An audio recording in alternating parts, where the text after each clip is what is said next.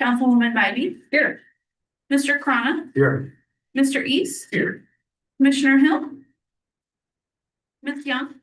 Here. Mr. Long. Here. And Chair Sheeby. You have one. All right, thank you. We'll move to item B. Do we have any comments from the public? No public comment at this time. Item C, our consent items. Do we have anybody who wants to pull any items from consent? All right. Get a motion to approve. Motion to approve the consent agenda. Excuse me, consent agenda items as presented. My mouth's not working. Sure. Thanks. Have a motion and a second. Is there any discussion? Hearing none. All those in favor? Aye. Aye.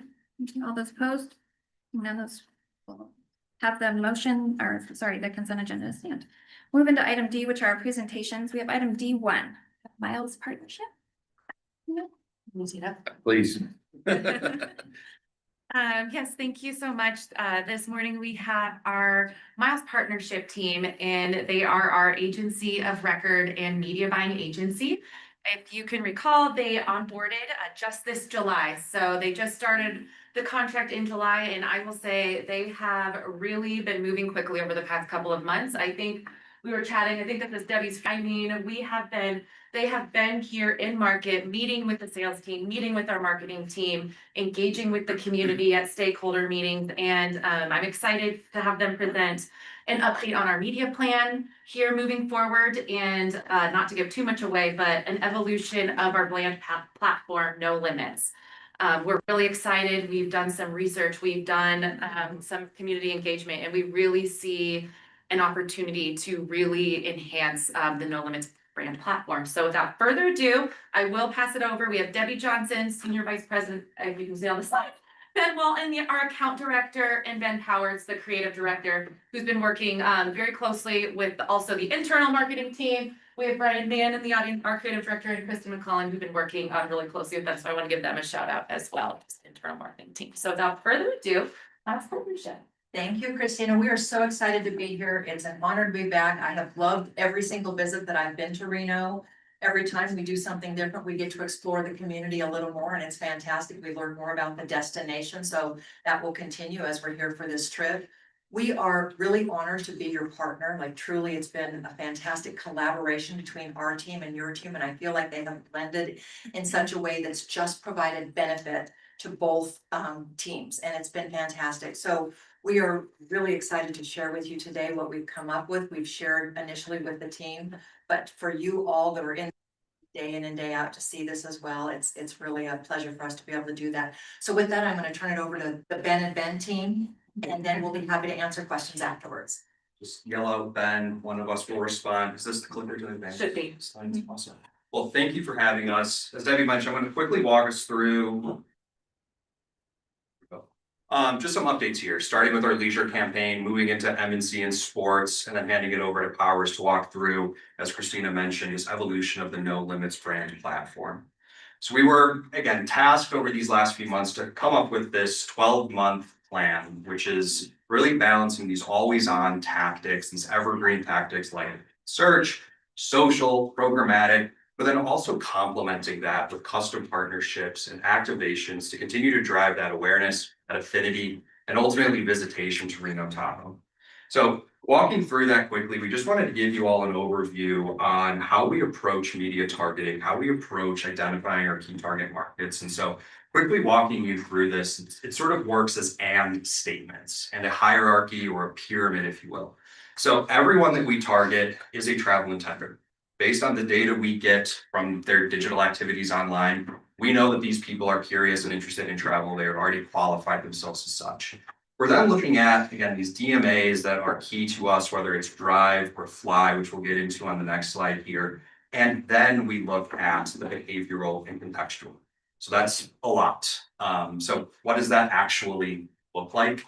I'm from Denver, so I'll give you the example. So that is a travel intender in Denver on travel and leisure, and we're serving them that family ad because I have shown that is my persona.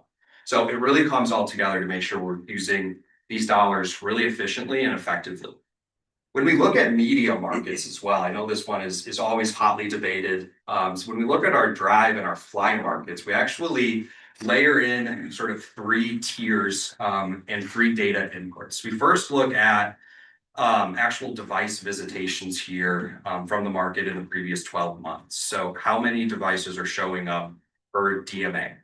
We then look at spend per DMA. So how much did those devices actually spend? And then finally, using that qualitative arm with future partners of that survey data. So we are actually looking at, again, how these markets are indexing to one another to see where we have, a market that is spending above their visitation numbers or one that is slightly behind, and what levers do we have there to inform not just paid media, but earned as well. And I'm going to walk you through a couple fun partners here. So this is sort of a smattering of the partnerships that we are few months here in the fiscal year. Just to give you guys a couple examples here, which is some really exciting ones. Hopper here is an OTA, if you're not familiar. It's one of the newer ones here, and we have a partnership with push notifications, custom landing pages.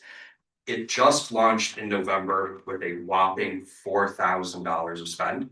Off of that, we booked just over 350 flights, just under 700 hotel room nights. That's equivalent of just about $250,000. So really excited for this to come to fruition here through December and early 2026. My favorite, National Geographic, Disney. We're actually having an on assignment here in 2026. And so there will be a photographer and videographer coming to the destination, capturing that content, posting through Nat Geo and Nat Geo Travel. That will be then turned into a custom article on Nat Geo. Of this photo stories that will tell the story's destination. And then we will be the presenting sponsor of the Adventures Everywhere, kicking Bermuda out of that spot this upcoming year. Travel and Leisure, I'm sure most of you are familiar. It's a very high quality publication. It has a very affluent audience, which we're continuing to nurture and develop here. So creating custom content with them, amplifying it through their channels and their audience to get in front of that traveler. And finally, a couple here, Sirius XM, not the sexiest slide there, but if you had a chance to listen to it, that's awesome. If you haven't yet, I encourage you to do so with headphones. It's actually a 3D audio spot. So instead of that static sound, that ad read that you get on the radio, it's actually spatial. So the slot machines on the floor or the sounds of Lake Tahoe. So it really breaks through that clutter and makes you want to listen to that versus just another thing you're listening to. And finally, another one I wanted to highlight, Sacramento Kings, again, one of our largest and most important markets here for the Reno Tahoe area. So continuing that partnership with them with in-arena activations, with their digital platforms. I'm really excited to see that come to fruition here as well. So that's leisure. The other leg of this stool, M&C and sports, is very similarly set up. The difference here is we really focus on the planning characteristics and the decision drivers for this market. It's a lower campaign spend, so we want to make sure we are highly efficient with these dollars. We're talking to the right people, and we're really making sure those ads are either the decision maker or somebody that can actually influence that decision. Which really gets into, again, that targeting. So that decision maker, and we'll talk DMAs here in a moment, and really making sure we're talking to the different folks that are involved either as a decision maker or that planner. So we have ads targeting C-suite executives, we have meeting planners, we have sports. And so not only curating our targeting, but also that ad creative that they're seeing. Our markets here differ from leisure, and that is intentional. So as Christina mentioned, in collaboration with John and Tasha and Eric and the team, the goal of ours is to really focus on associations and getting that type of group travel into the market. And those have a higher concentration on the eastern coast there. So that's why you see some of that shift there versus the leisure markets. And for the sake of time, we're not going to go through all of the creative examples from the sports, but just again, a quick snapshot of who we're partnering here. And something as we continue to ramp up here, monthly, you will start seeing our reports for media. And so I just want to quickly dive through November. As you'll see here, we spent 20% less month over month. That is intentional. We're rotating out fall and in winter. So we have a natural sort of decrease in spend there to make sure it's the right type of content for our audience. But even with that, impressions were up 4%, Clicks were up almost 50%. So continuing to drive really high quality traffic there through SEM and social. And that engagement rate, again, it dropped, but that is expected when you pull out tactics like CTV and when custom partnerships come into play, really highly engaged with. So everything well within sort of our range there. Same with M&C. We only include digital tactics here, and that is just because print is difficult to sort of attribute which month is that spend for that print ad actually in. But again, everything in line with what we expect here, and really excited to continue to share the progress and success here as we continue to get things live. Just a quick note before I turn it over to Powers to talk No Limits and the branding. But we're also working with tourism economics and the partners with KPS3 and Good Giant and Denver Royal and Reno Tahoe to provide a unified dashboard and pull in a digitally accessible monthly dashboard that's not just metrics for media or PR or website, but also those DMO metrics, like visitation and things like that, which I know you all are very interested in as well. So that is my last media slide and overview with you, and really excited to share where we're at with No Limits. Powers? Remind me of the button again? Red button right there. He turns it off promptly. Well, it's great to meet everybody. I haven't met everybody, but maybe we'll meet each other here in a minute when we're done with all this. Wanted to just take a moment to walk through some of our thought process for how we got to what we're going to be showing you today. I think the key aspect in all of this has been collaboration. The Reno internal team has been just absolutely awesome to work with. They've given us really good feedback. They've given us really good ideas that we've been able to implement on. And so I view all of this as a full-on partnership with RSCVA. Before we ever even got started, we wanted to dig into some of the metrics, some of the research that was done before Miles stepped onto the stage. And there was some future partners data that we thought was really, really intriguing. The first of which is that the target demographic, the people that Ben is talking about, people that are going to be traveling and they fit this target demo of some of the personas we're going to be looking at in a minute. 64% of them already saw Reno Tahoe as having this spirit of independence. So they're kind of already primed for what we're wanting to do with this No Limits brand. And in addition to that, we know that the messaging and the imagery was already resonating with those target audiences. 96% of people who saw the previous campaign were on board with it, and 94% who had seen those ads were interested in visiting Reno Tahoe. And then the last thing that just stood out to us was this 81% number. People who had come to Reno Tahoe had self-identified as having this desire to live life to its fullest. So all of this starts to inform, hey, yeah, this No Limits thing is working. How can we take that and how can we make it bigger and stronger and pull more people in? So what we found was that there's some markets like Vegas that really hammer home on their message, like, that what happens in Vegas stays in Vegas.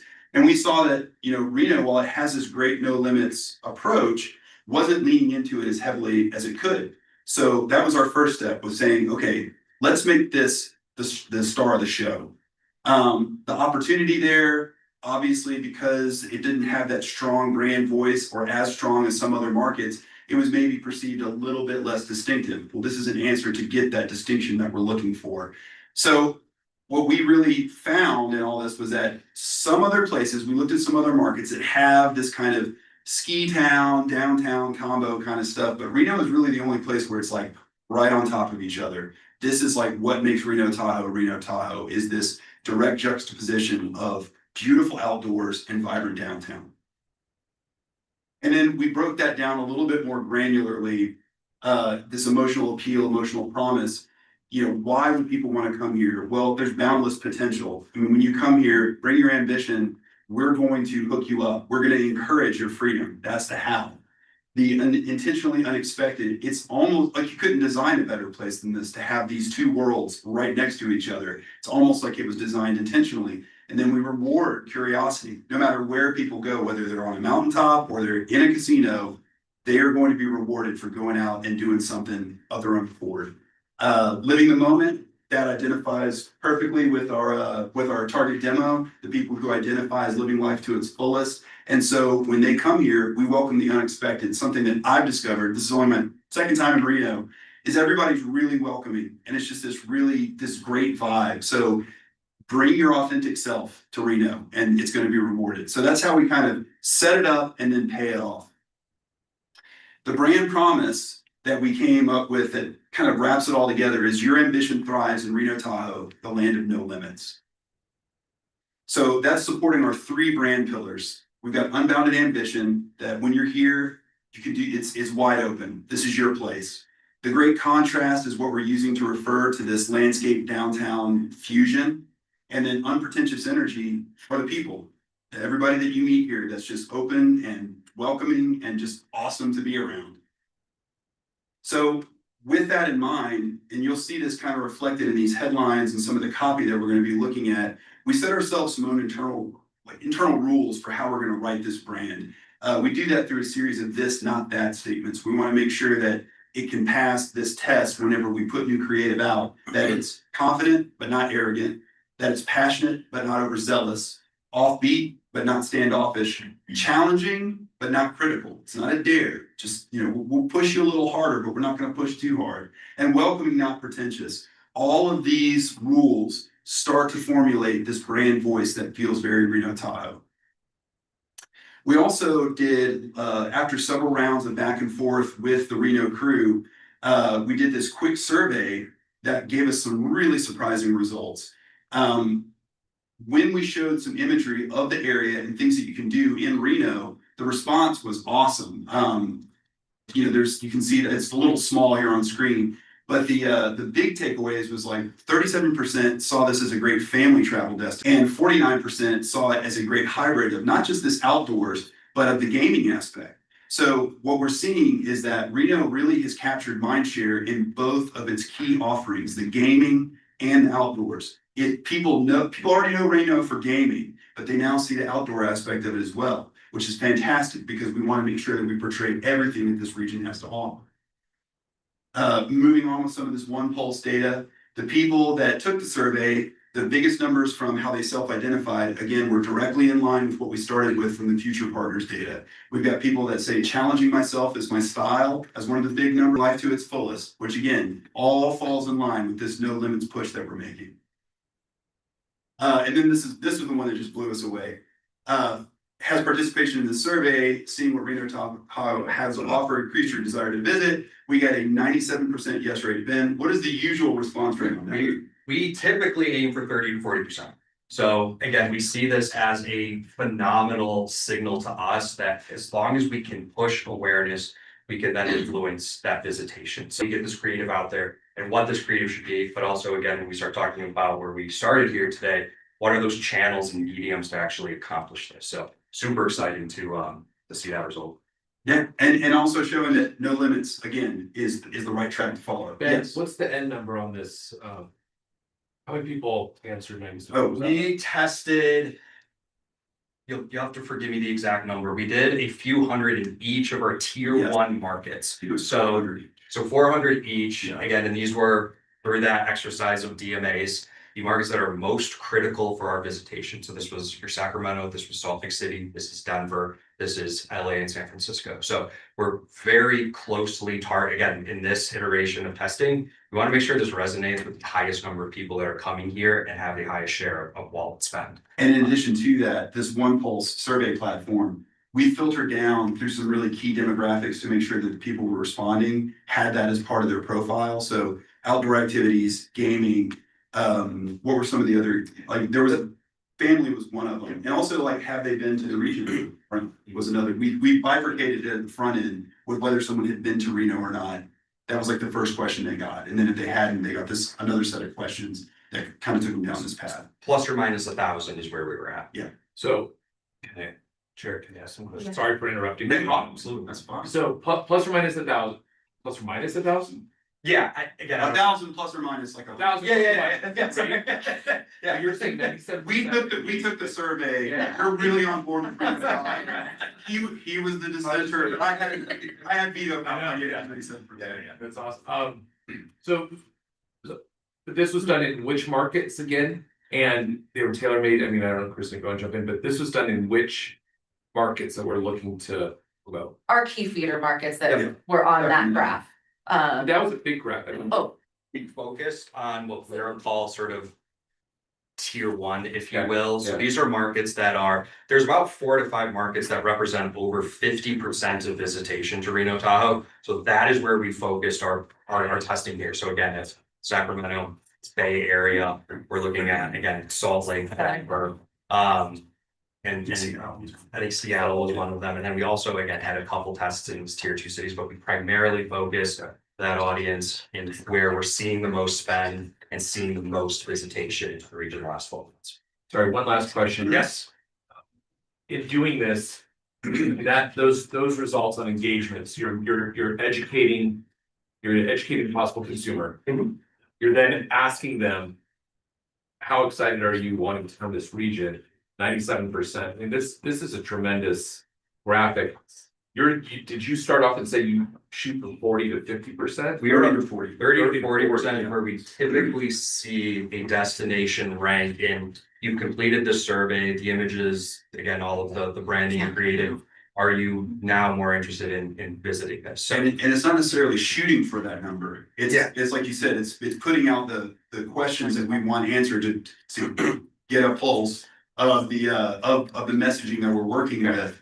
And then that was the result without like really being ham-fisted with saying, hey, don't you want to go kind of thing. It was like, that blew us away, you know? I would just come to Mike and Christina, what are the limitations then from those tier ones on coming here? That's my question. Awareness. And that's what, I mean, we have seen, once people, I mean, Mike even says it on the sales side, you get them here. If you get them here, they'll come here. When we were showing through these surveys, imagery, messaging, if we can get in front of people, usually we need to get more awareness out there in front of target audiences. And it's something we work on.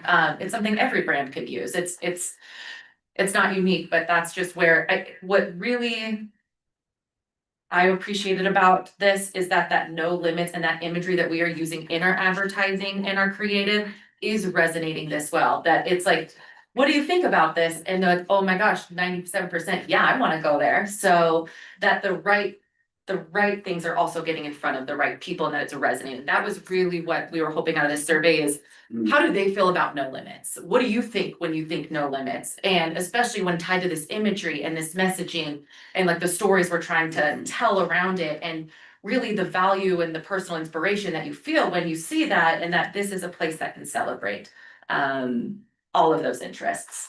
Fantastic. Yeah. Yeah, It absolutely. was great. Okay, so we're gonna take a look at some new creative, which is always a lot of fun. And again, like I want to stress this point, we could not have gotten here without the Reno team. This was full on collaborative and we're just gonna go dive right in. Oh, that's amazing. That's a great image there. All right, well, we won't stay too long on this slide, but I can tell you the line from memory, but what we got is we want lines that speak to one of our 3 brand pillars, whether it's the great contrast, the unbounded ambition, or the unpretentious energy. So we have lines like, don't just go with the flow, immerse yourself. And the middle one is supposed to say, outer, water, neon, always be in your element. And then the third one is pack light, swagger provided. We're gonna go to the next slide now. Great memory. Okay. And again, what we want to do is make sure that we're showing the breadth of what Reno Tahoe has to offer. I think that when we first started this process, I'm gonna go ahead and cop to this. Our initial impulse was to lean really heavily into the kind of extreme sports and all that kind of stuff. And, you know, because I'm an outsider and I don't know this region, like y'all know this region. And so we want to make sure that we're being respectful of what Reno has to offer, from either being downtown Reno or heading over to Sparks, being in the casinos, hitting up Lake Tahoe. There's just so much to do here that we want to make sure that we're portraying that in the best light possible. So we have something that speaks to your ambition, your canvas to color outside the lines. Adventure at every altitude was one of the headlines that polled really well in our One Pulse survey. Speaking to start on the mountaintop, get downtown. Family vacation becomes family adventure. We want to make sure we're speaking to those family audiences. And what you'll notice in all of these is that we've taken no limits and kind of made it the thing. It's capping off every one of these ads. And we really want to hammer home that that's what Reno Tahoe is. It's no limits. When you come here, do what you want. It's wide. The longer you're here, the farther you'll go. a city that welcomes, a landscape that challenges. Again, we want to bring in the Truckee River downtown. We want to get the Sparks Marina with people paddleboarding. We want every aspect that this region has to offer to be displayed. So with all that done, we took a look at the M&C side, and what we saw was just how important the M&C sales staff is to the Reno Tahoe team. They're really the brand ambassadors, and we wanted to make sure that we were equipping them with this kind of energetic, vibrant, no limits energy that they could go out and sell the region, just like we entice leisure markets with that same look and feel. But we also wanted it to stand alone and also still feel just ever so slightly buttoned up, because it is, it is business, but it's also a lot of pleasure. So we took the look and feel, we make No Limits not quite this full bleed execution, but we still have fun with lines like premier indoor facilities, pleased to meet you, and let's take this meeting outside. Where fresh ideas get tossed around. You can't burn out if you're fired up, and I think several people in here were pretty appreciative of this one. Nothing but pros for your cons. And what we're trying to do here is, with each one of these different segments, we're speaking to the pain point they maybe have. So like a C-suite executive, they're always under the gun. They're really type A. You come here, you're gonna recharge, you're gonna refresh. When we're talking about event planners, their pain point is they feel maybe a little bit overwhelmed with the planning process and trying to put all the pieces together. Well, we got nothing but pros for you here. I mean, that's what this whole sales team is geared to do. And I thought there was maybe one more, but we don't. So we can go back if we want. We can go forward. I've got the clicker, so all bets are off. But thank y'all. And we're just tremendously excited with all these developments. We think that the No Limits platform is just gonna take off like a rocket, and that's all I got to say. Yeah. So now we're happy to answer any questions you guys might have. Throw them our way. Questions? Any questions? Well, thank you. This is certainly an exciting presentation and exciting to see how this develops over time.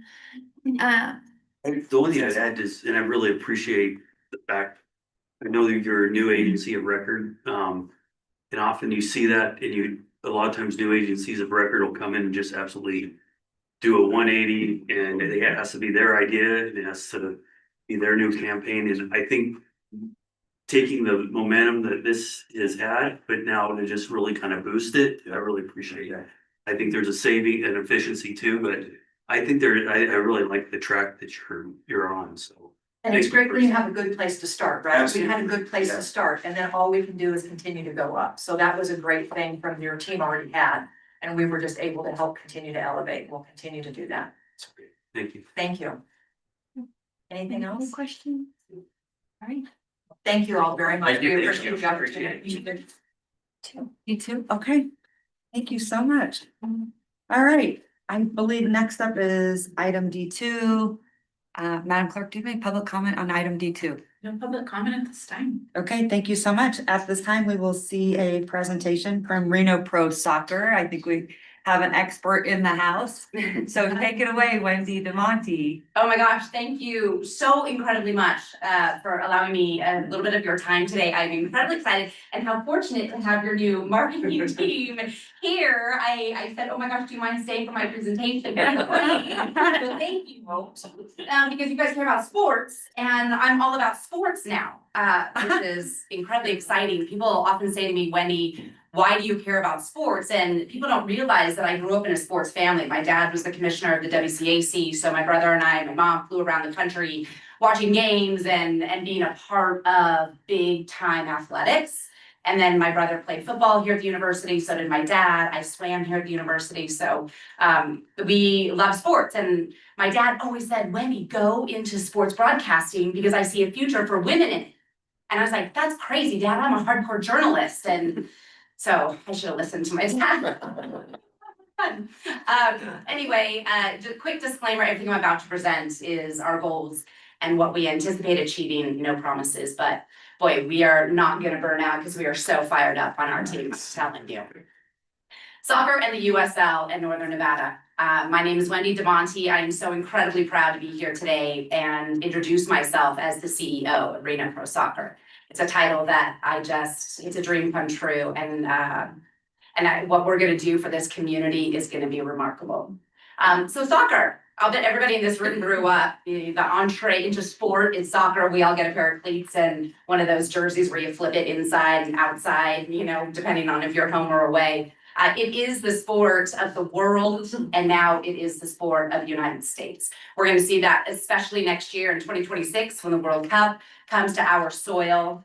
It's gonna be a remarkable boost in soccer in this country, and all the periodicals, all the major newspapers, all the major investors in this country are looking to soccer because it is the up and coming sport. It's gonna be the third most popular sport in our nation for many reasons that we'll get into. This runway of soccer is pretty incredible. Like I said, the World Cup is coming to US soil. And then 2 years later, we've got the LA Olympics, where soccer will be highlighted often. And then the World Cup for women. It's looking like it's coming back to the United States with Costa Rica, Jamaica, and Mexico. So soccer will be on our TVs, not just on Saturday mornings anymore. It'll be on our TVs all the time. USL, so let me quickly just explain what the United Soccer League is. It is the largest and fastest growing professional sports league in the country. They have 3 predominant professional leagues within the USL. It's the Championship League. Those typically go into larger markets, 750,000 plus. And then there's League One, which is pretty much our size, $500,000 to $1 million. And that's on the men's side. And then on the women's side, it's called the Super League. And the Super League is now at the same level. It's the same determination as National Women's Soccer League, NWSL. You guys might have heard of that. Well, in USL, the women are exactly the same. So originally we had planned one into this community because it made sense for our population, our demographics. However, as our project continued to unfold, we realized that we were going to bring the top. We are going to be one of the smaller markets in this league, but as you will soon find out, we're going to be incredibly competitive. So the fact that we brought championship is exciting and huge and important. Also, USL, I don't know if you've heard the news, but USL is going to have promotion relegation. The reason this is important, and have you guys watched Welcome to Wrexham? Honestly, like if you haven't, please find it. It's just pure joy and entertainment. But it highlights what these 2 gentlemen did in the over in Europe. And promotion relegation is really important in Europe. It's because every match matters. Like here, if you lose a game, you're like, that's too bad. If you win a game, you're like, yeah, we're gonna win the championship. But here it matters because you might get promoted or you might get relegated. So every match matters. It makes it way more exciting. And USL is now bringing it to the United States. It'll be the first type of that system to be in our country. We don't have promotion relegation in any of our athletics. So now we will with soccer. USL is attracting incredible investors. This isn't just something that I'm saying, hey, I think it's a really neat investment. I think you guys should consider it. Or, when I'm out there talking to investors, I mean, legitimate entities are investing hundreds of millions of dollars in soccer. So fortunately for my ownership group and for this community, we're not just talking about soccer, actually. We are talking about a major entertainment district that we are building. You guys, I don't even have to show you this. You guys live and breathe this every day. But like these guys are now witnessing Reno is attracting top dollars. Reno is attracting the investors that we need to continue to grow our community. I love to show this slide to people who don't know our community very well because they say, well, where is this stadium and where is this entertainment district going to be? And what people don't realize from your communities is when we show them where we're going to be, you can get anywhere on that map in 10 minutes. They're like, wait, what? That looks like an hour commute to me. Like, no, this is still lovely little Reno still, and we can get anywhere in this community in 10 to 15 minutes. So, but as this exemplifies, we're in the heart of the community. So what you may not know is that my ownership group bought both parcels. So what you're looking at the top of that picture is the Jones West Ford site. And then kind of in the heart of that picture is the Joanne's. We call it the Joanne site. It's the Peckham site, actually. So the street, as you guys know, on the bottom is Peckham, and then the street going up off to the left is Kidsky, and then the freeway right there. So that's just under 28 acres that we now own, and the initial development, we call it phase 1, will be from Joanne's. You all know what that is. It's that top building north. That's the development that we'll be talking about today. Our stadium blew the minds of USL. They're so excited to see what we're doing. 6,200 seats about. Those numbers, again, my disclaimer, I'm not promising any of these numbers, but this is where we stand right now. And actually, I think it's gonna be so successful, we're gonna look at that 8,000 number sooner than later. Party suites, loge suites, VIP areas, high-end, general admission for all those families that live across that highway on Neal Road who walk to that area now anyway. They can now walk to this area and affordably get their family into a game. So it's gonna be a beautiful stadium, and we're pretty excited about what this will mean for this entire area down here. So our launch was on October 16th. USL was there, our entire ownership group was there, some of you were there, the entire community was invited.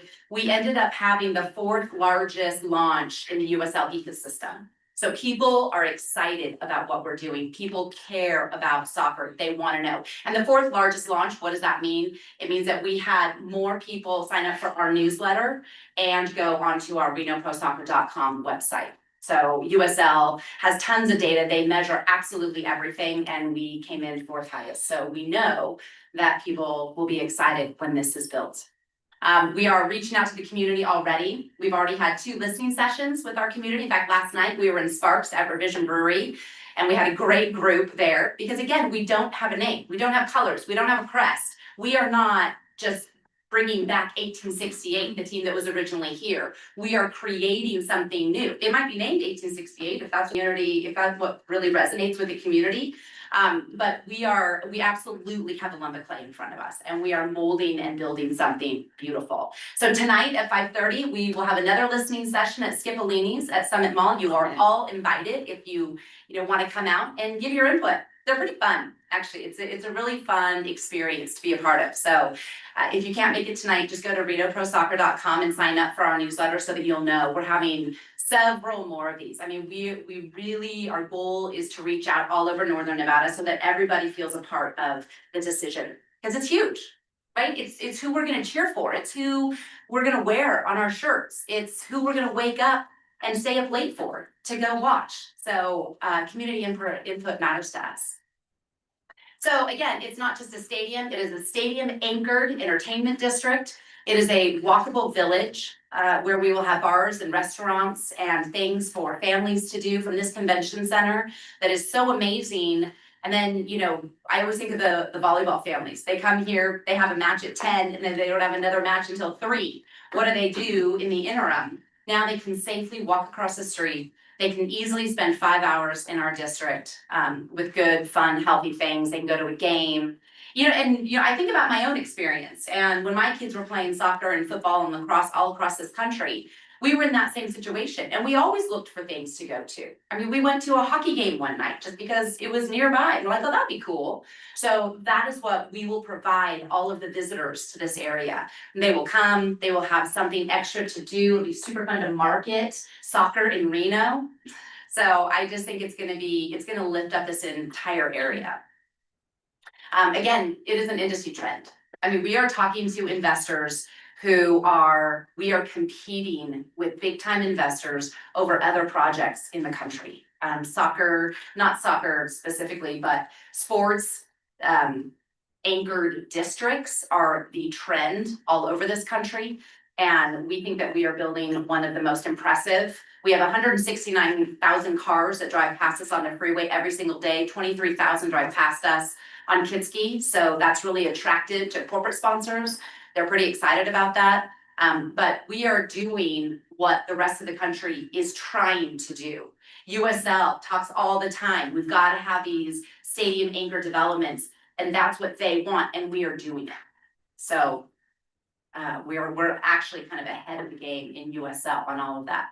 It's a desired asset class. Again, we're talking to a lot of people and they are realizing that soccer and in particular USL is a huge investment and makes a whole lot of sense. So this is our team. Todd Davis is the principal owner of Reno Pro Soccer. He is a fantastic human being. He very successful entrepreneur, sold his company and moved to Incline. He's raising his family in our community. He's down in Reno every single day. And he and I met, he's like, hey, I think I want to be your principal owner. I was like, okay, well, let me get to know you because we're being really picky for who we are allowing into this ownership group because we care so greatly that you have to care about Northern Nevada. You have to care about Reno. You have to understand soccer. You have to understand this community. And after a couple months, I was like, all right, Todd, let's do this. Wendy Damani, again, news journalist in this area for 21 years. And I feel like I know this community inside and out. I have told the stories of this community for my entire career.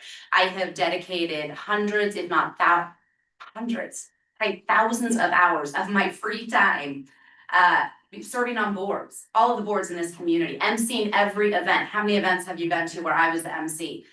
Those were my volunteer hours because I care greatly about this community. We have created our own 501c3. So we already have a foundation ready to give back to this community. So as soon as we're up and running, we will be donating to sports activities for kids. We will be donating to getting kids active and healthy.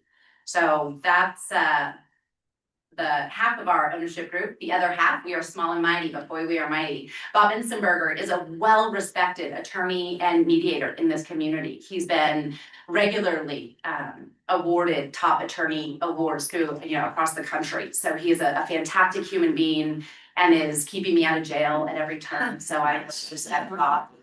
And then John Doyle. If you don't know John Doyle, I cannot wait to introduce you to John Doyle. He is a global soccer legend. He grew up in the Bay Area, played in the Olympics, played in the World Cup for Europe, came back to the Earthquakes in San Jose, played for them, was a general manager of them. So literally, I met John, probably 3 or 4 years ago by now. And he kept saying, well, yeah, keep me posted. So I was letting him know that, we're kind of still moving forward. And finally I said, oh my gosh, John, we're doing this. Like we bought land and it's actually gonna happen. He's like, okay, hang on, I have FIFA on the other line. He's like, yeah, FIFA, what do you want me to do? And they're like, oh, we want you to manage all of the US locations for the World Cup. He's like, okay, hang on, I have Wendy Damani on the other line. I'm like, John, you can't go to FIFA, you gotta come to Reno, and we won. So that's the quality of project that we are building here. Like we're beating FIFA. So anyway, John is a fantastic human being. He will be there tonight. So if you can't come, we'll make sure that you meet him eventually. So the countdown to what we're doing, there's a lot of steps, but we have a timeline and we're working with the best of the best. And we feel pretty confident on this timeline. We have to get a conditional use permit for a stadium. So we will be on the city agenda in February. And then we hope to break ground in spring, early summer of next year. And then we'll start signing players. We'll start knowing who we're going to cheer for. And then inaugural season will be 2027. If all goes well, which I think is going to. Anyway, thank you. That's my presentation. I'm so honored to be here. I'm so honored to be a part of this community. I am so honored that I get to do this for all of us. So, any questions? We're excited. What? How can you not be excited? Well, thank you, Mayor. So many different reasons. It's Yeah. really incredible. Yeah. Yeah, any questions, please, go ahead. Thank you. Love this, Wendy. Thank you. At the launch day, they talked a lot about, and you mentioned briefly, community engagement. This facility, will it be able to be utilized by local youth soccer clubs, AYSO, whatever, as well as community events and utilization when the soccer season is not happening? Absolutely. In fact, in our pro forma right now, we have 56 events that we plan to host in the stadium throughout the year. There's 52 weeks in a year. and we're gonna have 56 events.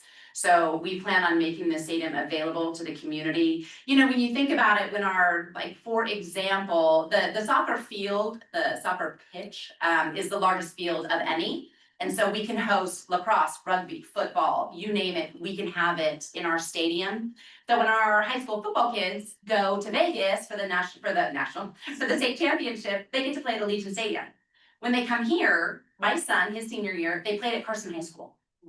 Sometimes they play at Demonte Ranch High School. They will now play in our stadium. Like, we wanna uplift every sport out there. We wanna uplift anyone that, you know, movie nights, like, let's have outdoor movie nights for our kids. Let's do fun things. Let's, you know, maybe do some health-oriented things. Health is a huge passion of mine. So yes, with the stadium, it is going to feel like the community's stadium. That is absolutely our goal. We're not just saying that because it sounds good. It's a part of our budget. It's actually what we're most excited about. We'll have between about around 20 soccer games a year. And so we're not just gonna let that stadium sit there. You're gonna feel like, oh my God, I'm going back to the stadium. I'm going back to the stadium. Yeah, we'll have great stuff going on there. Thank you for the question. Thank you. I appreciate that. Anyone else? Go ahead, Quick Greg. one. What is the length of the season? I see it starts in spring, but does it go through the end of summer or into fall? Into the fall. Okay. Yep, and when we're, you know, in the playoffs and having championship games, it'll go a month longer. Yeah, And you said about 20 home games. that's right. Okay. Matches, I should say. Yeah. Call it football, call it soccer, call it games, matches, we don't care, just come. Not the truth. Well, you and I are very competitive. I know that about us. So one of the things I'm sure you're already thinking, what are we doing here? But it'll be fascinating to see how you choose players and like, how does that work? And maybe you can talk a little bit about that because we know how important it is to have good players on the field. So maybe you want to talk a little bit about that. No question, thank you, Mayor, for that question, actually, that's where John Doyle comes in, and I can tell you one of my coolest moments is, you know, I wake up and you grab your phone, and I always go to LinkedIn, because now my LinkedIn is blowing up because it's such a global thing, and I will tell you that the world is contacting us, like literally the world. So my coolest moment is I opened up LinkedIn and I had a message from the African scout saying, hey, how can I get my African players to come play in Reno? I was like, well, that's cool. So we have John Doyle, who is the most connected person in soccer I've ever met. He was here with 1868 because we were associated with the earthquakes back then. He still is incredible. In fact, on the draw day, the big draw that just happened, he was down at the earthquakes. They invite him to come to all those things. So he was on the panel. So he is still incredibly well connected. He is really well connected to scouts. So I will tell you, he might be already talking to some scouts that are looking for the top of the top. So I feel like we have the best chance to be very competitive in year one. I'm feeling really good about it. My competitiveness is like, we talk about it every day. We can do sister John, soccer cities and, That's right. because if you've ever been to a match like in England, there is nothing like it. The energy is just off the hook and it brings everyone together in the community. It's remarkable. I Yeah. had no idea until I experienced it. And they like to drink. And they like to drink. A lot. But Reno people don't like that. No, we don't. We don't do that. We don't do that here. Well, Wendy, thank you so much. We look forward to seeing you at the city council and being your partner in all of this. It reminds me actually, and I was just there not too long ago, and I'm curious how many of you have been there. Reno or LA Live. It really Yes. reminds me so much of an LA Live concept, That's right. which they've kind of really made it a community, but they have really mended sports and, you know, outside they have this big sort of ice rink and then they have all the eateries around it, but then they have shopping Right. and it's crypto.com, that arena that's there. It's really a beautiful project, but this looks almost. We're very similar. Yeah. We'll have an ice rink for you. For sure. Yes. For sure. I love that. And it's a go, go, go then. That's right. Thank you so much, Thank you. Wendy. Thank you, We thank you. appreciate you and always your energy. Yeah, oh my gosh, see, we're not burned out, 'cause we're fired up. I know, I love it.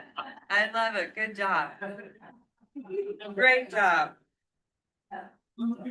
Okay, now we head on over to item D3. Madam Clerk, do you have any public comment on this item? No public comment at this time? No? Okay, then I'm going to give the floor right over to you, Mr. Thank you, Nardella. Madam Mayor.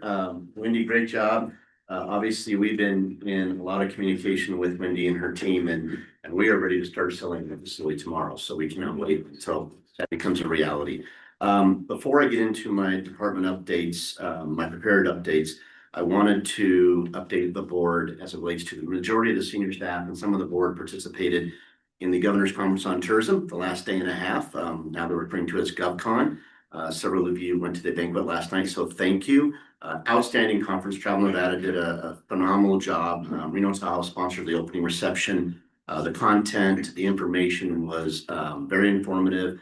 Myself, Darren Griffin and Taylor Adams sat on a panel yesterday afternoon talking about economic development, tourism, and obviously airlift and how we collaborate together and work together. And to cap it off last night, our very own Mr. Stephen Esquaga was awarded the Battle Born Legacy Award. Stephen did a fabulous job in his acceptance speech. He was very humble. He talked way too much about the LVCVA, but other than that, it was great. The only It was, thing I heard. Wait a minute. You mentioned them. it was outstanding. Stephen, I don't know if you want to say any comments, but. No, I'm good. Yeah. All said last night, you were able to do it. It was truly an honor. Yeah, as I mentioned, a little, definitely humbling, a little bit embarrassing, because honestly, well, everybody around this table, right? It is a team effort to the truest extent on tourism in this area. And, Yeah. yeah, I did recognize the LVCVA because they were the sponsor of the dinner. Well, they needed the plug. That was nice. But no, it was very nice, and I am glad that they're bringing the tourism conference back online. I think after COVID, it had kind of gone away, and then last year they brought it back to MGM, rotated it back up north. Yeah, GSR did a great job with the event. and our numbers were actually not to take a shot at our friends down south, but the registration numbers were actually higher this year in Northern Nevada than Southern Nevada in year one. So kudos to Travel Nevada and the team at GSR did a fabulous job. And I will say the only individual that upstaged Stephen last night was a 9-year-old went by the name of Grady, who was the recipient of several awards last night from gifts from us and Reno Tahoe and the governor's office. But he was the gentleman that was selected in conjunction with the Christmas tree lighting at the Capitol, and he did an essay. He got up last night in front of probably over 200 people and pretty much memorized his entire essay. It was awesome. It was really good. We may have hired him last night. Oh, I love it. That's So, fantastic. But anyway, great conference. So I just wanted to update everybody and we encourage you to participate when it comes back to Reno in 2028. So. That's awesome. Congratulations. Thank you. Virginia City. Yeah. He's from Virginia City. His father is a firefighter for Lake Tahoe and his mother is a school teacher in Virginia City. That's so cool. Excellent. Yes. Okay, Cool deal. Great, he was impressed. Did he have his hat on? He did. He did. Yeah. Yeah, it was good. So again, congratulations, Steve. Well deserved. All right, jumping into my update, as and I will be the only member of the senior staff giving an update today, Madam Mayor and Board. As I always do, we recognize our Spotlight Award winners. The first individual, this is both for September and October, and the October winner was Julian Pinson. Julian started his career at the RSCVA on September 4th, 2024 as a facility worker. And he's been with us ever since. He's done an outstanding job. I wanted to read a quote from his supervisor, Mike Maris, who's the Director of Operations at the RSLEC. We are thrilled to recognize Julian Pinson, RSLEC facility staff, as our Spotlight Award winner. Julian has impressed me with his work ethic, dedication, and care for clients. His contributions extend beyond just meeting expectations. He actively seeks opportunities to improve and support his colleagues. What truly sets Julian apart is his willingness to go the extra mile, volunteering for new projects and taking the initiative to learn new skills, demonstrating a remarkable drive for personal and professional growth. His proactive approach and collaborative spirit and made him a role model for other employees. He tackles every challenge with enthusiasm and a positive attitude, making him a true asset to our company. We're excited to see what he accomplishes next and are proud to have him as part of our team. Mike Mears. Needing no introduction, our next spotlight winner is room tax manager Robert Douglas. Is Robert here today? He didn't. No, he must have known he was on the agenda. Yes. Robert began his career at the RSCVA on June 14th, 2004 as the room tax auditor. He was promoted on June 14th, 2005 to senior room tax auditor and again to room tax manager on March 16th, 2021. RSCVA finance consultant, Mr. Robert Chisel, had the following quote to share. We are proud to recognize Robert Douglas, room tax manager, as our Spotlight Award winner for the month of October 2025. Robert is responsible for the small but efficient team that licenses the properties, collects tax, and audits the properties. Robert Douglas consistently goes above and beyond, demonstrating outstanding commitment to his work. His efforts in room tax collection have led to continue high level of accuracy and professionalism in collection of room tax for the RSCVA. Colleagues and the properties admire Robert for his willingness to support others, share knowledge, and foster collaboration. Please join me in celebrating Robert Douglas for his remarkable contributions. His hard work and positive attitude embody the values of the authority and inspire us all. Wonderful. Great. Well Okay, done. I just want to also commend him. He does a lot of work in the community and he does a lot of advocacy. He's a very humble man. He doesn't Yes. tell you any of that sort of his secret sauce. But I've had the honor to work with him in a much different capacity than with this board. But I do want to recognize also his community contributions. He's a remarkable man. I personally had the privilege of working with Robert when I first started in this industry. We were cube mates at the El Dorado. And he taught me more about property management systems and allocation of room blocks that I'll ever want to know. But yeah, he was my, I always say he was my first boss, not Mr. Murdoch. Okay, jumping over to staff updates. We are pleased to announce the hiring of 2 key positions. Rob Brooks joined the RSCVA on October 27th as our entertainment director. Rob began his love for music at the age of 12 when he began playing drums, eventually upgrading to guitar at the age of 20. Rob spent several years on the radio side of the entertainment industry, holding positions of program directors and operations director, which provided the opportunity to program multiple formats and become a C1 certified as a broadcast chief operator. He has produced shows at the Reno Sparks Livestock Event Center, Lawler Event Center, and several smaller venues throughout the area. Bob then left the radio industry to become the entertainment director for John Esquaga's Nugget. In the 45 days Rob has been with the RSCVA, he has sourced, bid, and contracted numerous entertainment acts. Welcome, Rob. Great to have you. I think you should. Hi. Our second staff member I want to recognize today is Jonathan Ramos. Jonathan joined the RSCVA on October 20th, 2025 as our safety manager. With more than 15 years of experience in compliance, risk management, and workplace leadership, Jonathan has worked across multiple industries, developing and implementing effective safety strategies that foster accountability, engagement, and continuous improvement. He is responsible for overseeing facility-wide safety programs, ensuring regulatory compliance, leading incident investigations, and driving continuous improvement initiatives to rise and support a safe, productive workplace. Jonathan has already begun improving safety requirements and training throughout the organization. Please join me in welcoming Rob and Jonathan to the RSCVA team. We'll make them speak at the next meeting. This Wednesday, December 17th, we'll hold our annual Reno Tahoe holiday party. It will be held at the Grand Sierra Resort this year. It begins at 5 o'clock. We would love to see all of you there if you're available. I'm happy to announce that I just got the latest update and our RCPs are 104.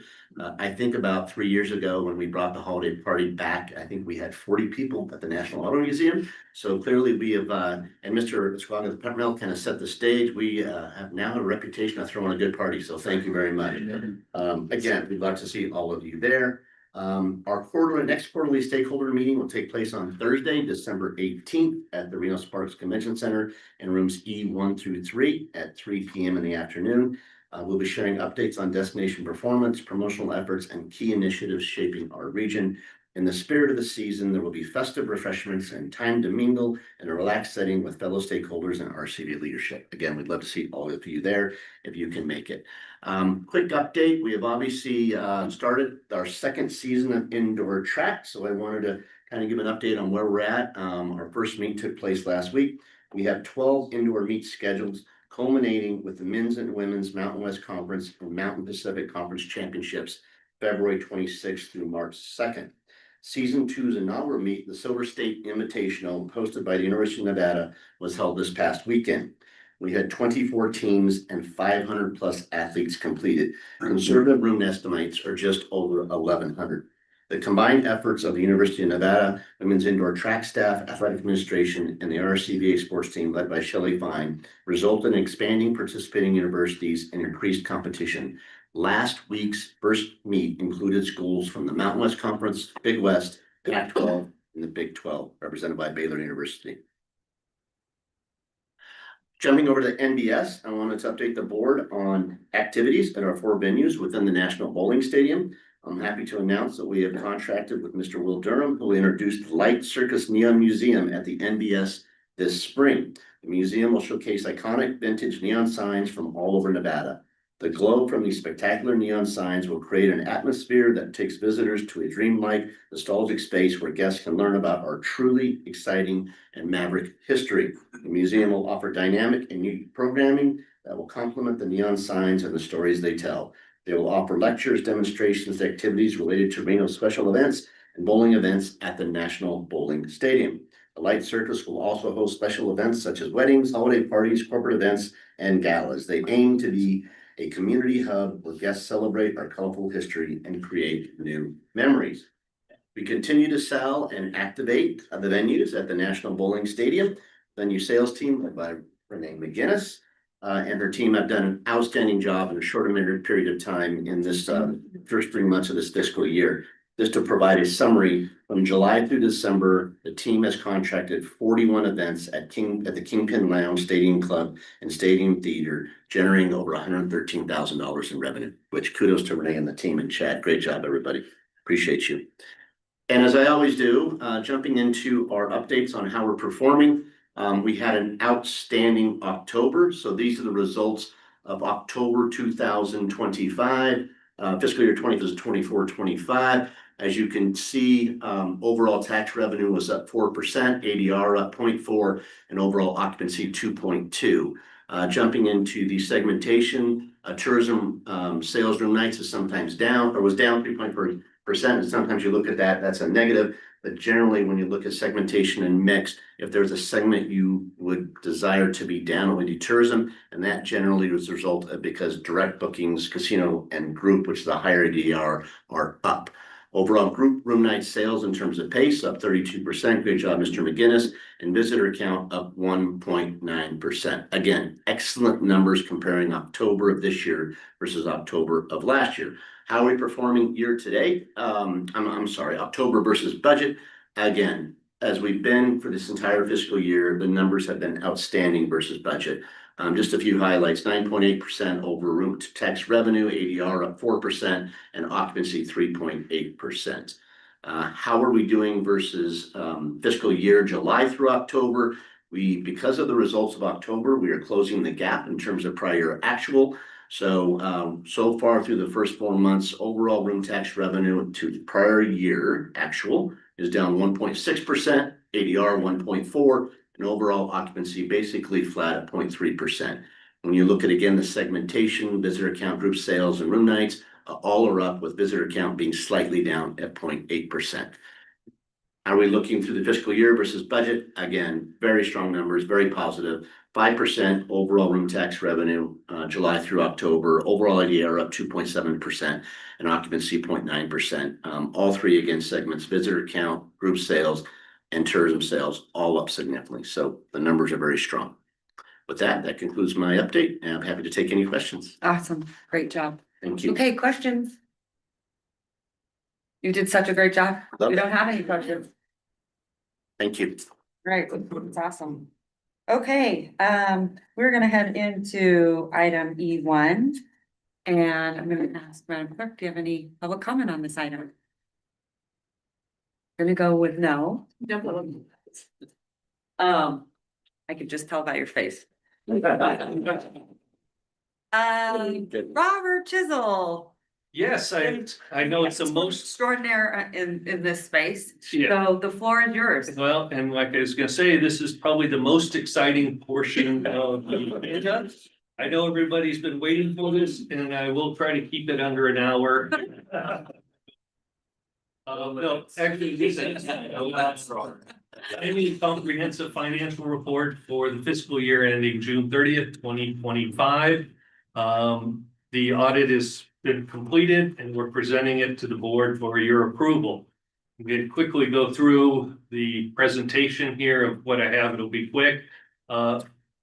The overall thing is we're in good financial position.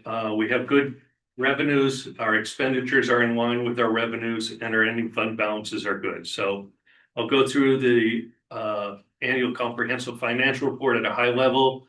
In with you today is a very exciting light reading. So you can take it home this weekend and read through it. And if you have any questions, I'd be happy to meet with you and go through them. And so let's get in there. The annual comprehensive financial report is made up of multiple sections. There's a transmittal organizational chart and officials, just kind of introduction to the RSCVA. Financial section has the auditor's report. The auditor's report, we got a clean audit. There's also a management discussion and analysis section. That is kind of our financials in a layman's term, according to governmental accounting standards boards, which I would argue is really not layman's terms, but we have to follow GASB. So that's what they say is layman's term. There's a government-wide financial statements. There's the fund financial statements. We have 4 funds here at the RSCVA. We have a general fund, which takes care of all of our general operations and revenues coming in. There's a debt service fund, which handles the debt for the RSCVA, which we have 1 issue, and the capital fund, which handles all of our capital expenditures, and then 1 proprietary fund, which is our internal service fund. We also have the notes to the financial statement, some required supplementary information that talks about other post-employment benefits and our public employees retirement systems, the accruals therefore therein of those items. And then we have individual fund schedules, a statistical section, which is actually kind of good. It kind of goes back the last 10 years, talking about where different numbers are. It's kind of an interesting read. If you want, we actually go back farther, but we only publish 10 years. And then finally, there's a compliance section that's required where the independent auditors review our internal controls. And I will note that there was no findings found by our internal auditors. Again, our audit results was an unmodified opinion, which is the best opinion you can get. It's about 3-page opinion now. When I started in this business, the unmodified opinion was 3 paragraphs and about half a sheet. So our friends at the Governmental Accounting Standards Boards has expanded on that, but it's still an unmodified opinion we got, so that's good. Where our numbers are. Fund balance, our general fund balance ending year was 24 million. The debt service was 12 million, and you may wonder why it's high. We have 2 payments that we do on our debt service. One is July 1, and that includes the principal, so that's why it is high. It's being carrying that balance for that July 1st payment. And then there's a capital, it's 9.3 million. We have a lot of carry forward of capital projects from prior years that's going forward in our projects. The internal service fund, it's primarily the internal insurance for our agency, so that's why it's very low. It's appropriate at that amount. So, the general fund revenues, the last 3 years, these are our general fund revenues. They are down slightly. As you know, most of our revenues come from room tax and our facilities. In prior years, there was grant money coming in, so that's a portion of why it was higher in prior years. Room tax revenue doesn't just come to us. We do collect and distribute to others, our friends at the city of Reno and City of Sparks, Washoe County. Incline Village, Crystal Bay, and the state of Nevada. Our general fund expenditures, again, are in line with our revenues, up slightly, but our fund balance can handle it, so we're in good shape with expenditures. They are up slightly. A lot of that is due to our facility expenditures are up. Again, our general fund balance, while down slightly, I would say is in very good position for an agency our size and is appropriate considering we have pretty much a single stream of revenue coming in from room tax. So it is a little bit higher than you would see as a percentage for a city or a county, but because we only have one stream of revenue, we shoot for a slightly higher number. It's about 40%. This is our long-term debt. Just letting you know, we have one debt outstanding. It was for the expansion of the convention center back in 2002. The bond will be paid off in fiscal year 2032. We refunded it. Last time we refunded it was in 2021. And we got about a 1.1% effective interest rate. So there's not going to be much done with this other than bond payments until it's paid off. So. And that's 2032. 2032. That's it. That's Sorry, I it. didn't make it longer. I can if you want. Yeah, please. Any questions? I would seek approval from the board to accept the annual comprehensive financial report. Okay, thank you so much. Any questions, Stephen? Madam Chair, I have a question. Please do. Thank you for the presentation. I reviewed everything. I was curious, the softening in the room tax and the general fund balance decline. Do you think that that's a trend or? I actually think we probably need to pull down our fund balance, not need to, but it is a little bit on the high side, which is not a bad thing, but it doesn't need to necessarily be as high as it is. So we will watch it probably more in the coming years, but it is in a good position based on our revenues and expenditures. We learned after COVID and we saw in prior issues that it's good to have a good, healthy fund balance. And I think we're right in that sweet spot where we are with that one stream of revenue. Okay. So. Thank you. And then just lastly, the pension and OPEB, I was curious, are there any expected contribution rate changes?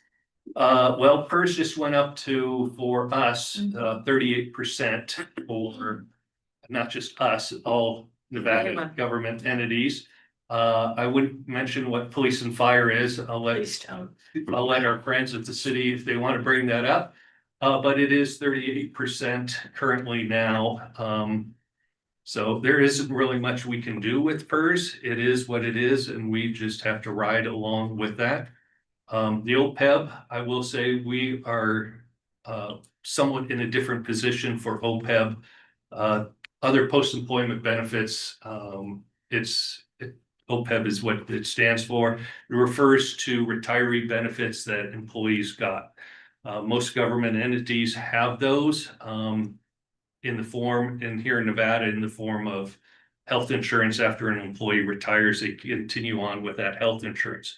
The RSCVA has made a number of changes starting in about 2012 over the OPEB. So we don't have quite the liability of OPEB that other government entities do.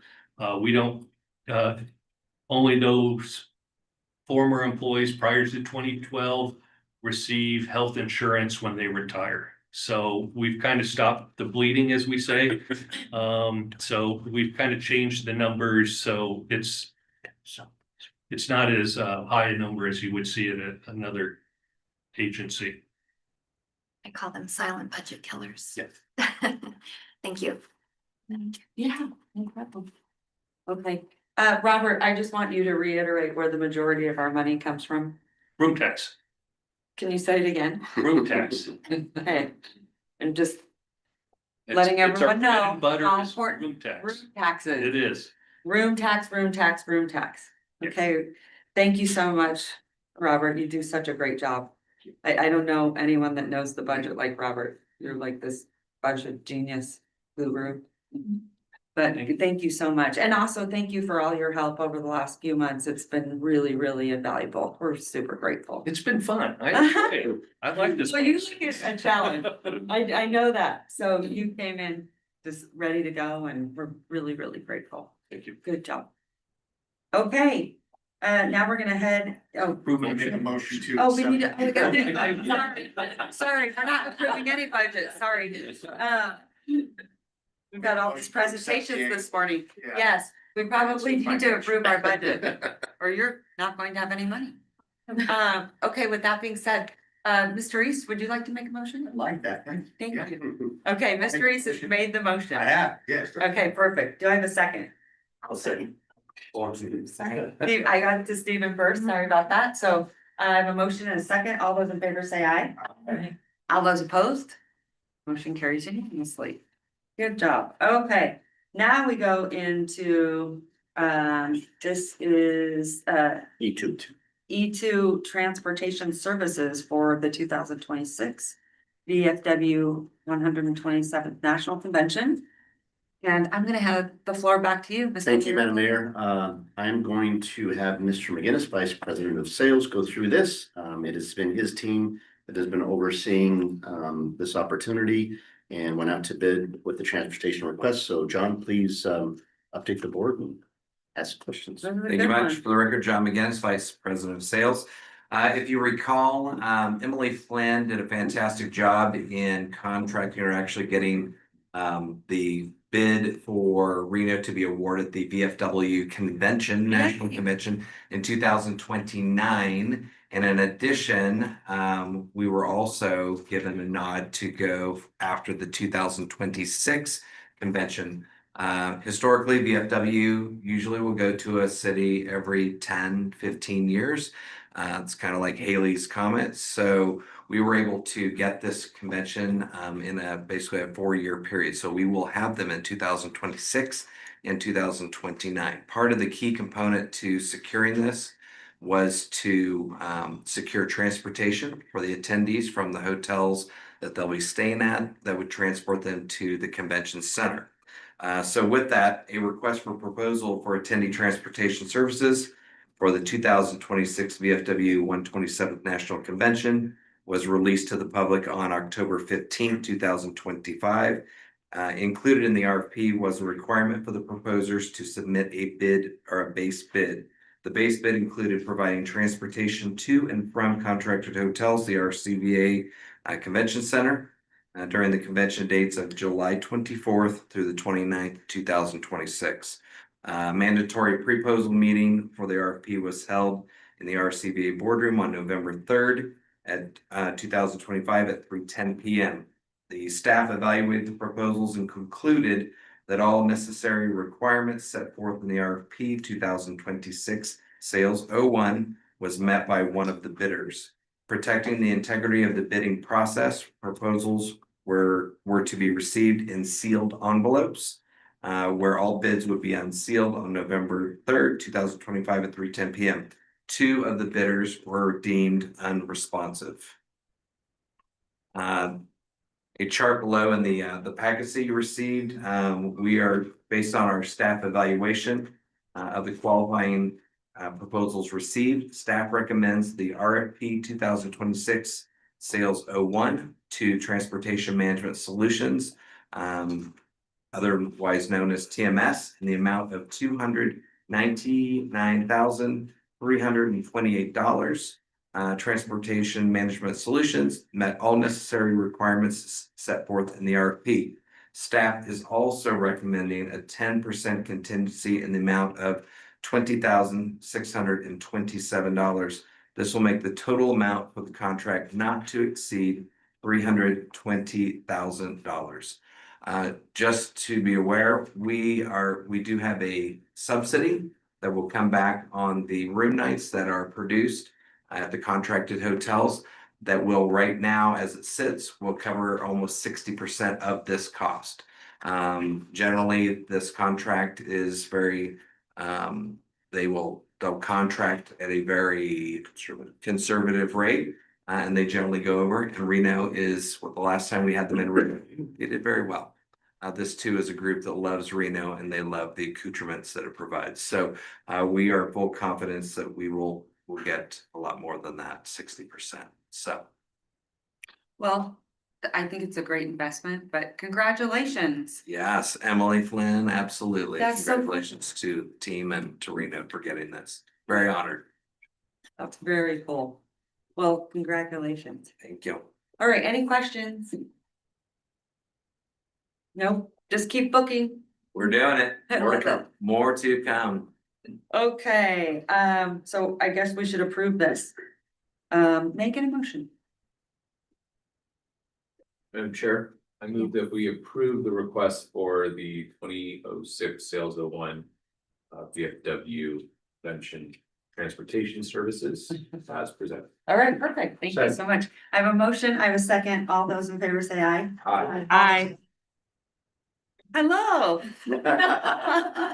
I'm so sorry. I forgot you were there. All good. Say aye. Aye. All those opposed? Motion carries unanimously. Congratulations, John. Thank you. Okay, now we're gonna head into item E3. This is review, discussion, and possible action to amend the Downtown Event Center operating agreement between the RSCVA and the city of Reno. Madam Clerk, do you have any public comment? No public comment. No? Okay, thank you so much. I am gonna actually hand it over to Mr. Larragetta. I would love for you to give the same presentation that you gave to the city council. Great. So I'm gonna let you take it away. Absolutely. Thank you, Madam Mayor.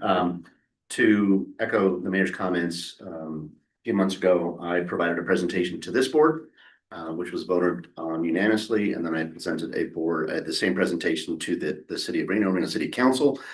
Just to kind of refresh everybody's memory, several people have been involved in negotiating an extension with the United States Bowling Congress for over a year. I think we're at 13 or 14 months now. And between all the parties involved, we put forth a great opportunity to extend the United States Bowling Congress by 3 tournaments in 235, 236, 238.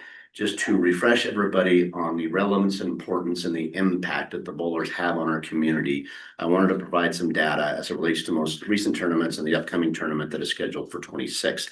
As you all are aware, there's 2 key tournaments that come with the United States Bowling Congress. There's the Women's Championship and there's the Open Championship. The last Women's Championship that consumed in Reno was 2024, with the dates of April 27th through June 29th. We had nearly 15,000 bowlers, 34,000 room nights produced from 3,700 teams. And what does that represent in room tax? North of $500 million, still $1 billion, 54,000 towards capital, and an economic impact north of 26 million. And that again was the women's tournament in 24, which is approximately a third of the size and impact of what the Open Championship represents.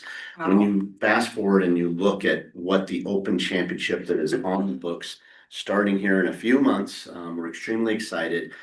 We have not seen numbers like this in Reno for the Open Championship since 2011. That is the results of a combined effort of our marketing efforts, our collaboration with the airport, our collaboration with the stakeholders, especially with the properties, obviously in the downtown core region, that really got ahead of it, invited the team captains out, listened to any concerns or obstacles they may have had that was preventing Reno from seeing the numbers that we used to see back in the early 2000s. But I'm very excited to sit here today, and these numbers actually are a little bit outdated. They're probably going to be higher when we're all said and done.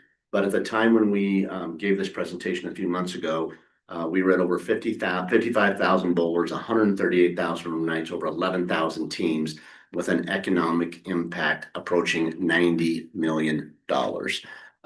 Not only do obviously the bowlers represent there's numbers that are on this slide, but I think it's important to communicate to this board and remind this board that they stay throughout this entire community. They create what we call in the industry compression, where rising tide floats all boats. And these are not only staying in our hotels and eating in our restaurants, but they're visiting our retail and our outlets and our bars and our stores. And they're going to Virginia City and Genoa and Carson Valley and to the Lake Tahoe. The bowlers have been here for decades. They know our region. They love Reno, and these numbers are results of that.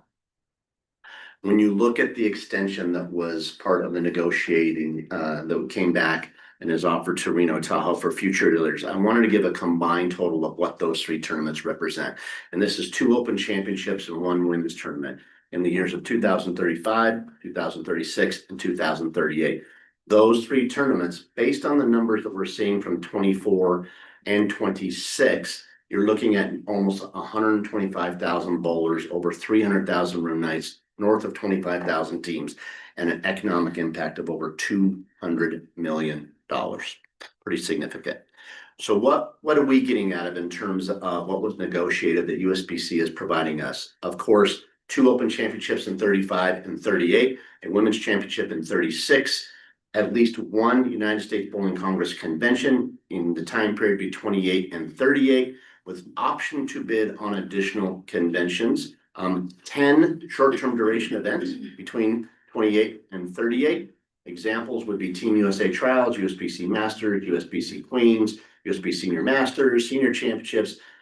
Those 10 tournaments represent an additional approximately 15,000 room nights that will come to Reno Tahoe between 2028 and 38. What are we offering in our agreement back to United States Bowling Congress?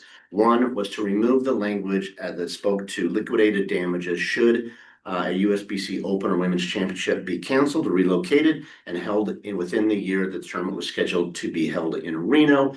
They have asked for that language to be removed, which we agreed to. That would go into effect starting in 2029. The RSCVA has made a financial commitment increasing our expenditures by $6 from 30 to 36.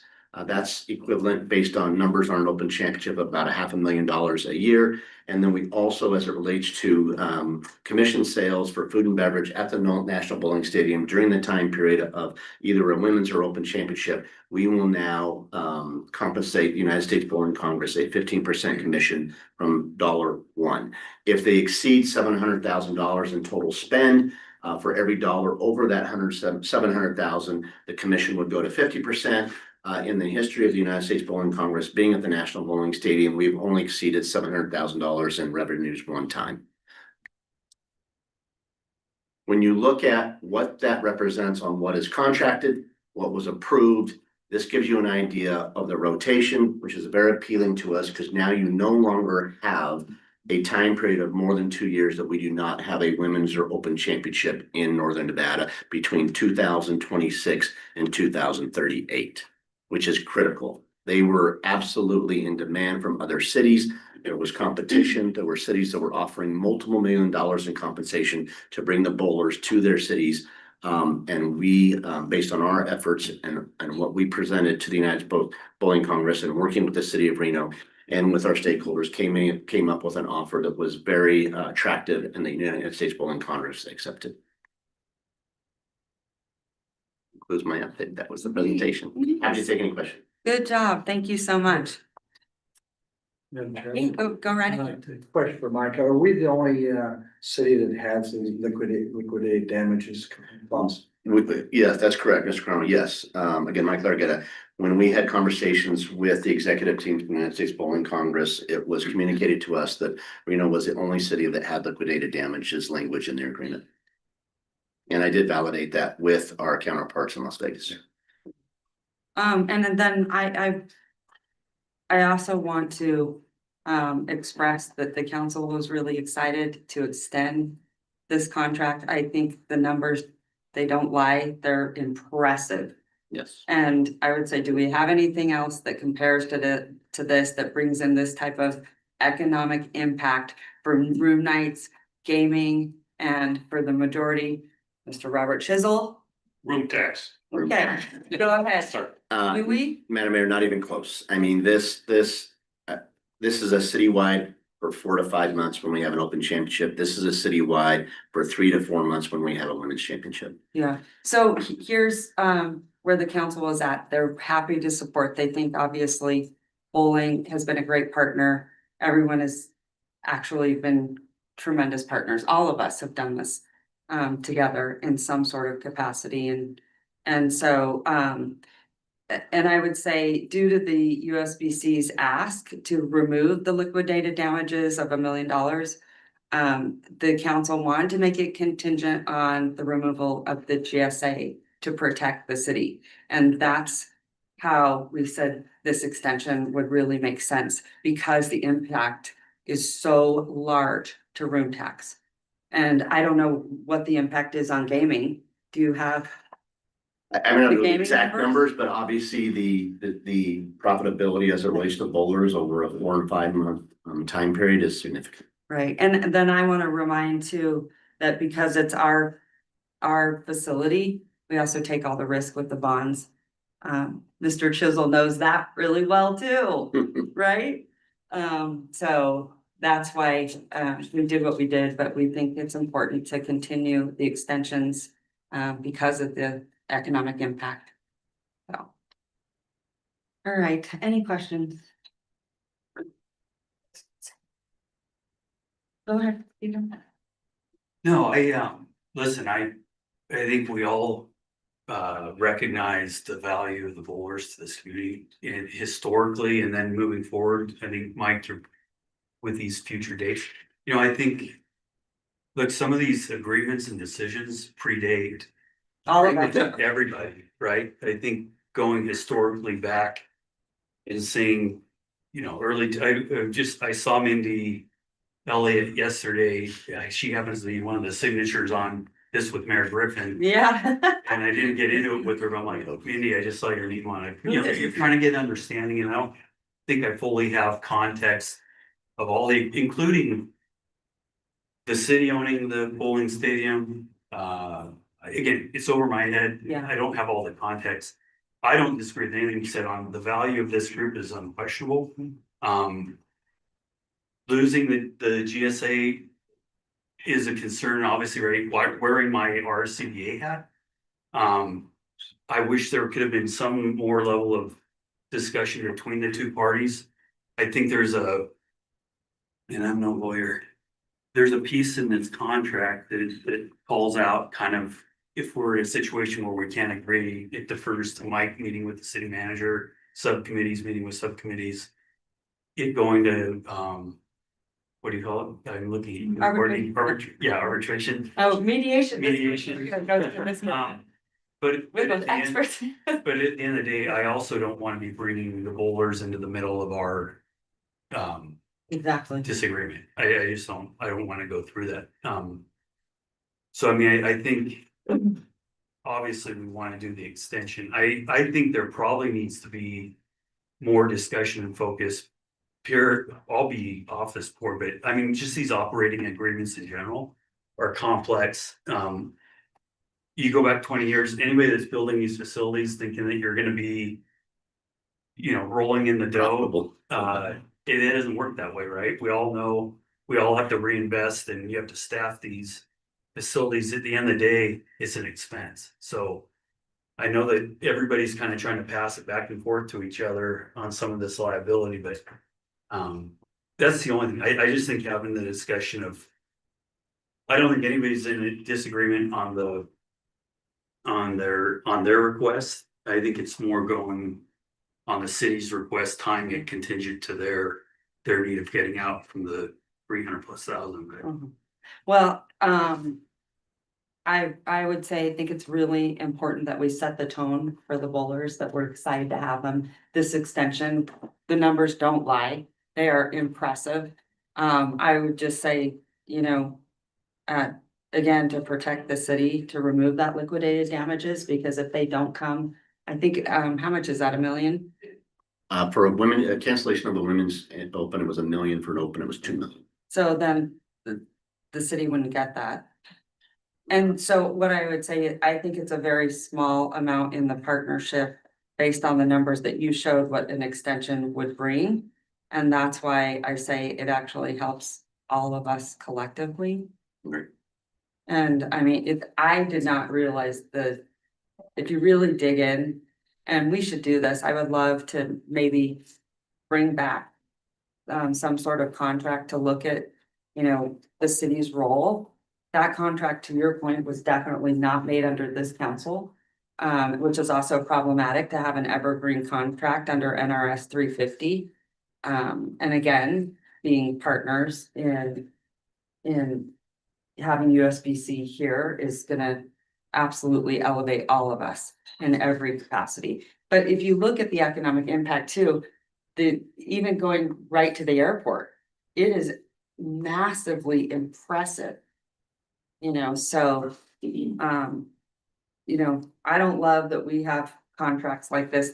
We've seen many of them. Actually, Mr. Chisel knows this, that, this council was saddled with. And to your point, none of us were here at the table, and that's super frustrating, right? So, but we are here and we can't change that. But I want everyone to know that I think it's important that we show the bowlers we're super grateful to have them. Because without them, what would that impact be? Have we done any of that? Cause I started to last night and I was like blown away. Do you have any idea, Mike? Cause I know. I mean, we have looked at the when either a women's or an open championship is not here, and clearly Chad and Mr. Peter, Mr. McGinnis, Renee, we are doing everything we can to activate that facility during a dark year, and it's a challenge. Well, It's but I would also say we're really grateful, because we have not seen that in the past where the RCVA has been aggressive about getting, activations in there, things like that. This is the first time I've really seen, and you've done a really good job. Yeah, you just, regardless of our efforts and our success in going after those one-off tournaments, it does not hold a candle to the impact of when we have an opener at Yeah. women's championship. But again, I think it's important for everyone to know the city wants to be really good partners. We also really want to express how grateful we are to have bowlers. We have to acknowledge that. They have been incredible for all of Reno in every capacity. So I want to continue on with that positive relationship. Madam Mayor. Yes, go ahead, Greg. I don't think there's any question how important the bowlers are to our region, all of us. It's just this GSA, the RCVA we lose about $1 million to $1.5 million per year, the management of those facilities. It varies by year. Robert may have the exact numbers. He does. He's gonna hand them to me right now. Mr. Chisel is always prepared. This is the NBS is here. In 2023, the loss was approximately 2.3 million, 24, 3 million, and 25, just under 3.1. So the GSA offsets those numbers. At about a 10%. Yeah. Okay. It's very small. 10% of that delta, yeah. I think the city should have some skin in the game, and Well, we do, we hold all the bonds. That's the biggest liability that you can take on. So we have the most skin in the game. And that's where I feel like, whoever got us into that contract had no idea how difficult that would be on the city to take on that responsibility. Is it? Mr. Chisel knows he's going like this, and that's where I think there's a lot of heartburn with this contract of how did we get here? None of us were responsible for that, but I look at those, I'm sure as you would, Greg, when you sit down at a board meeting and go, how did that happen? Right? But it wasn't under you, so it's so hard to say, I wasn't there at the time, so I'm trying not to judge or why they did what they did. But I think they really wanted to show support for room nights and for gaming. Understand that, but we're talking about changing the GSA agreement forever, and until it expires, which is in 5 or 6 years. But would there be any option to just do this for a year? And You would have to go back and negotiate that. For a council and with USBC. Yes, question. So, but USBC is not a part of our agreement, RSCVA with the city or the GSA. Because isn't my understanding the GSA is recouping some of our administrative and operational costs because we operate and manage the 2 facilities which are owned by the city. So it's a small amount to cover some of our operational costs, separate from the bowling tournaments, the actual operational costs, in addition to what Greg just brought up about the negative that we see from the 2 facilities. We have negatives on all of ours, on the convention center, on livestock event center. I mean, facilities don't make money, so I get that. But RSCVA is taking that loss every year. And I guess if you really look at how much do we bring in because we have the facility versus how much the operational costs are, we come out ahead, absolutely, when we're bringing things in. But the reality is our budget, Mr. Chisel, is affected every year by that loss we take on all of our facilities, including these two, and that GSA is just the operational management. So if we pass this, then we would not, and then RSCVA would be still doing management and operation, but we would not be receiving any payment for that. We would just continue to do it. And separate from the bowling I have no qualms. It's a no-brainer. We've got to do the bowling, but I'm not sure why the two of them are connected when they're two separate agreements. The bowlers aren't part of one. It's the city and our Well, I CBA think that's another, I operations. think that's another issue, is that they are in that agreement, and that is a problem under NRS 350. With the So, GSA, they are, the USBC is in the GSA agreement? no. It's So the operating agreement. Yeah, Can you please clarify for her? Yeah, so general services agreement is embedded within the management agreement of the facilities downtown between the RCVA and the city of Reno.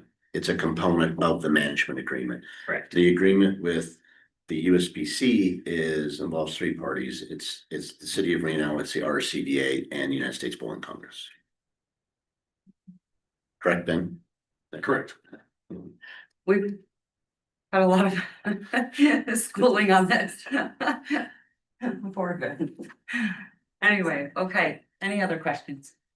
No, this is Glenn. I just have some comments in regards to, it's a tough one to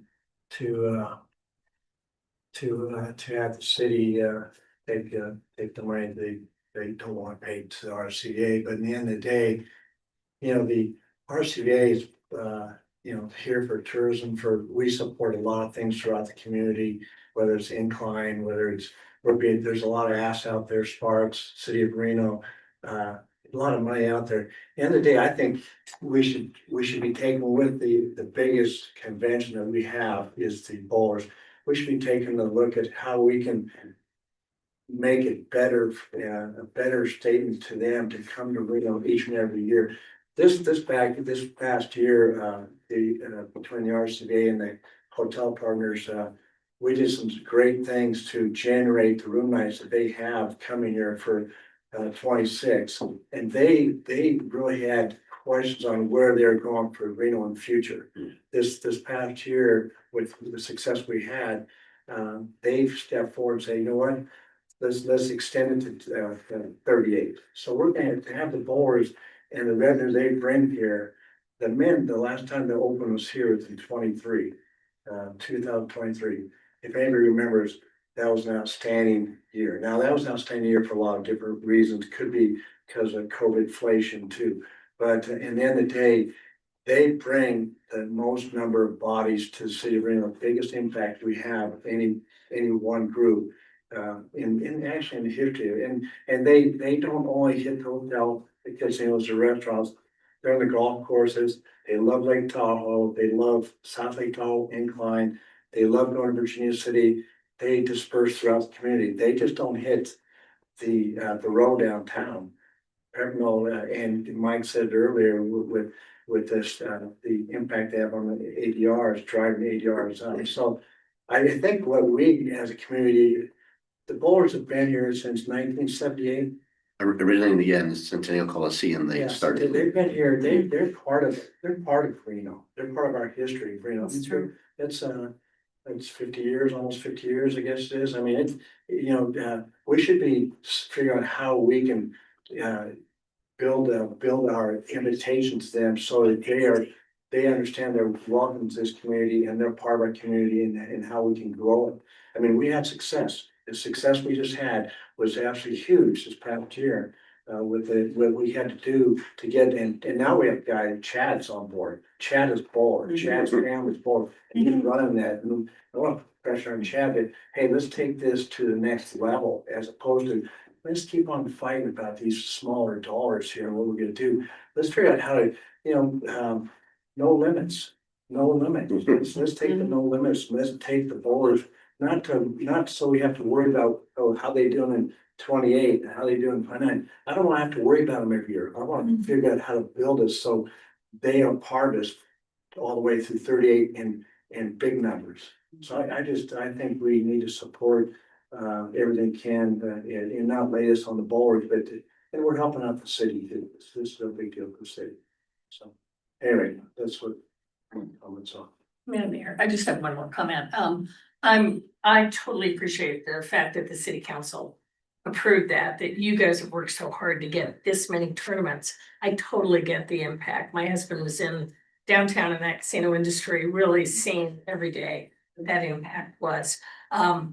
My concern is my fiscal concern as a member of this board and one of our top responsibilities. Member on this board is the fiscal responsibility in taking $370,000 away from this organization causes me concern, but at the end of the day, I can't vote against.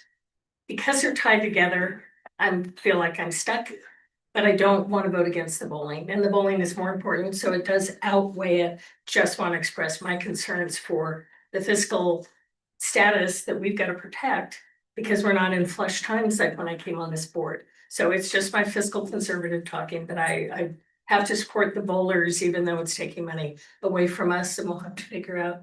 Mr. Chisel will maybe work his magic, but that impact I think is important for all of us to consider. Do we know where the money will come from? Like, Yeah, so we've, Michelle, we've identified two areas, been working with Robert, in this fiscal year.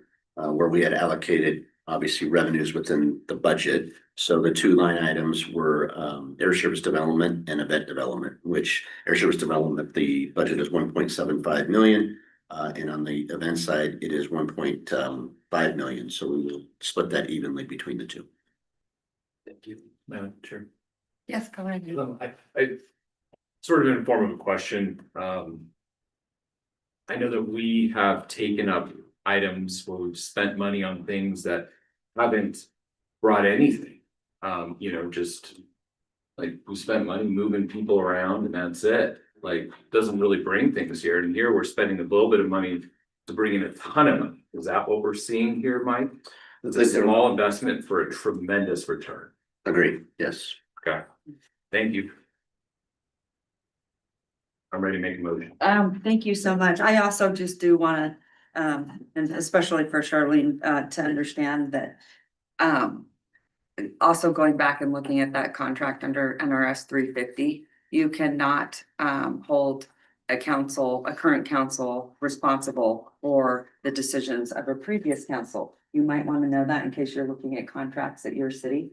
And so I know that is exactly what happened here. So I would also like to say that that contract is probably not valid.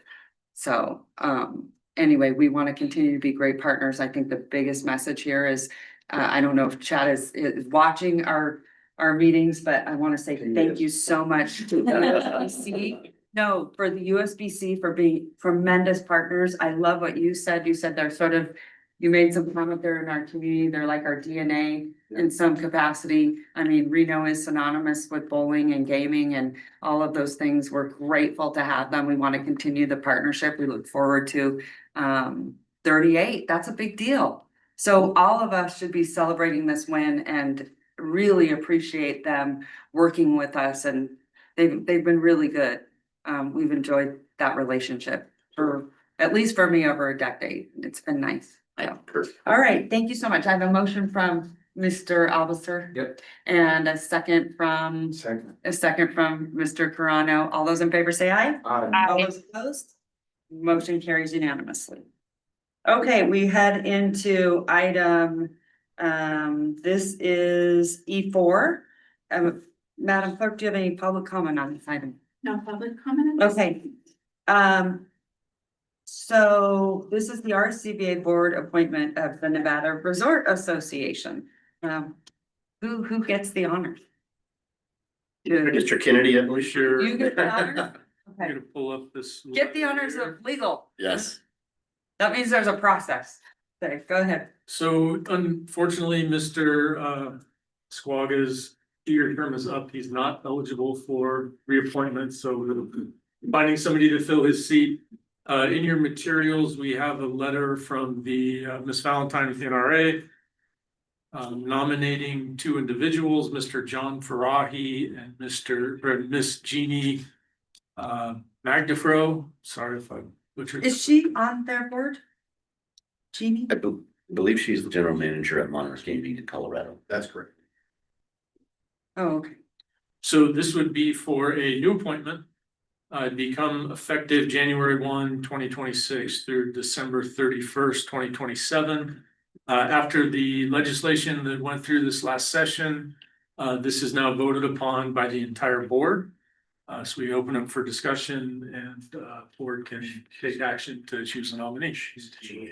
Okay, I just wanted to ask you, because if she's from Monarch Gaming, isn't that the same property? And not that, I mean, I don't have a problem with that. We always say we want 2 names.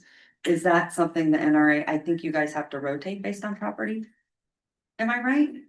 We do. I think that would be the rotation. Yes. Right. It's the two names from who's in the rotation. Okay, perfect. Yes, this is consistent with what we have. Perfect. That's what I want clarification. I just had never seen her name and usually on John NRA. attended our NRA meeting, our Northern Nevada NRA meeting that we held Perfect. ago now, and he seemed passionate and engaged and He is. interested in. He is. He's gonna do a great job. He says, I like accountability.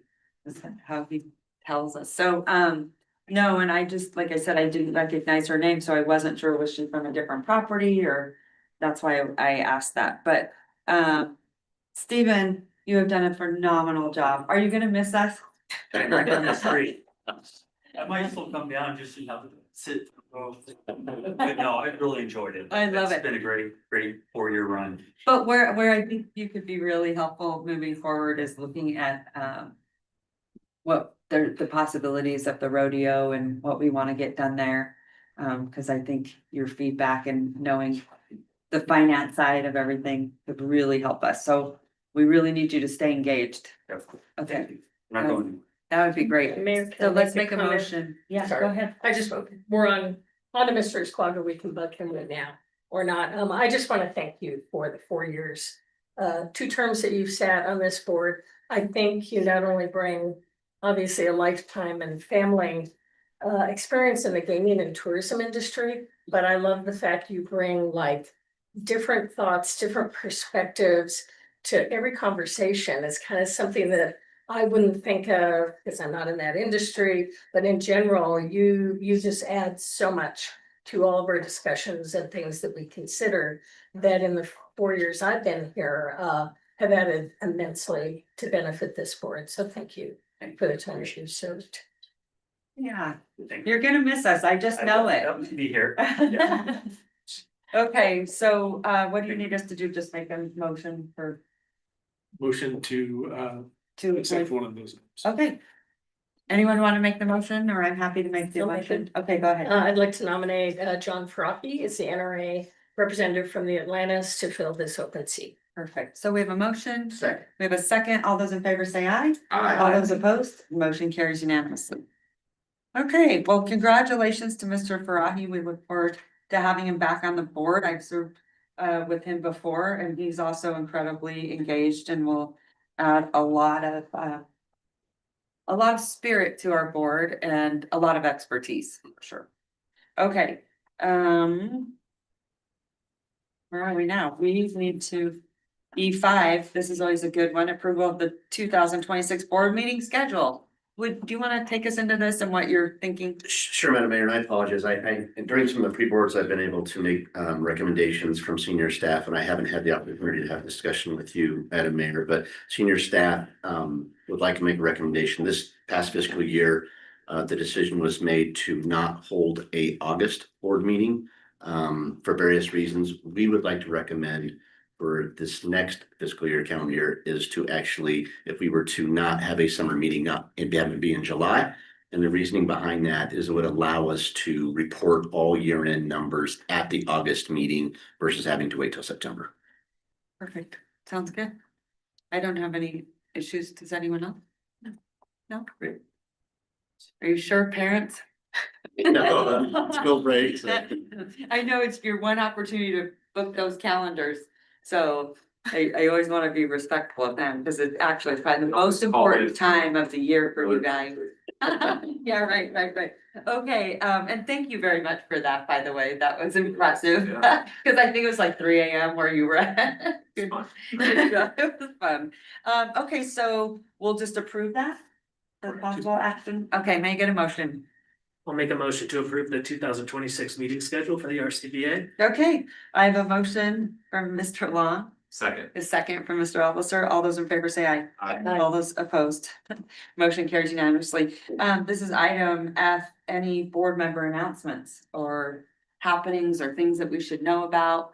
Apparently What this about is my you? item. Yeah, go for it, Madam Vice Chair, take it away. Goodness. Okay, well, first I wanted to thank everyone here for their support of the federal employees at the Reno airport.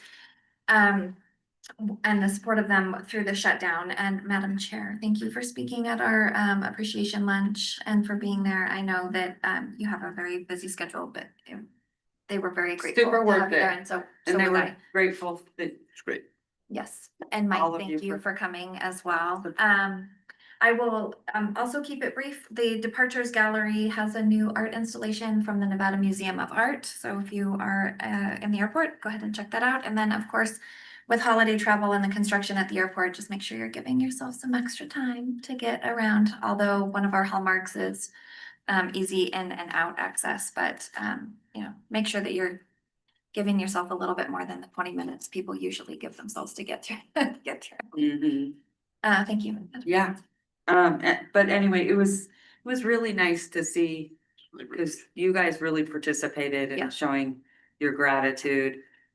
And it was just cool because oftentimes I think we get through that really fast, we're kind of stressed, we're running, and they have a pretty stressful job. They do. I also didn't know that they really can't, they can't really take donations, it's like a really strange sort of setup.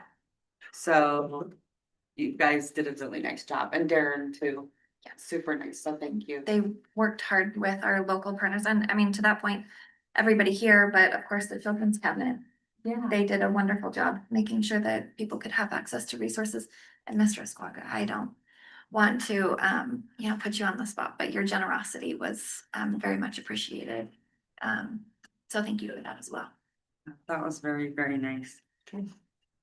They were very grateful and they were like, lunch? I was like, wow, we're gonna bring lunch every Friday. Then Darren was like, no, no, but it was great. It was really, really, really nice to see. And a lot of them were so grateful because I think we forget that they did not get paychecks. Some of them had to borrow from family members. You can imagine. Someone mentioned the fights that they got into with family members or asking spouses or girlfriends, boyfriends to help cover them for that entire time. That's a long time. Most Americans live paycheck to paycheck. So we really have to have gratitude for all of them they went. I have one more update if I please. may, Madam Mayor.